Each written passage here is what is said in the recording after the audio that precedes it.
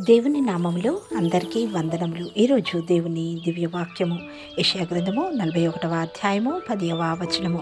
భయపడకుము, నేను నీ దేవుడనై ఉన్నాను. దిగులు పడకుము, నేను నిన్ను బలపరుతును.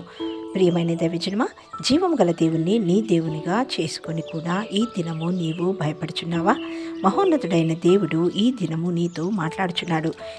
అట్టి నీ బలహీనతలో నీకు బలమును అనుగ్రహించువాడు. నీకు సహాయకుడు ఆయన మాత్రమే. నీతో కలహపడు శత్రువులు ఎక్కువైపోయినారా?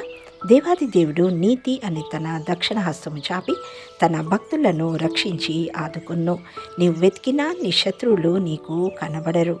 నీవు ఉద్యోగం లేదని, చదువు రాదని అవమానిస్తున్నారా? దేవుడు వారు చేసిన అవమానమును నీకు ఘనతగా మారుస్తాడు. జీవము గల దేవుడు ఈ దిన తన వాగ్దానాన్ని మనందరి ఎడల నెరవేర్చునుగాక. ఆమేన్.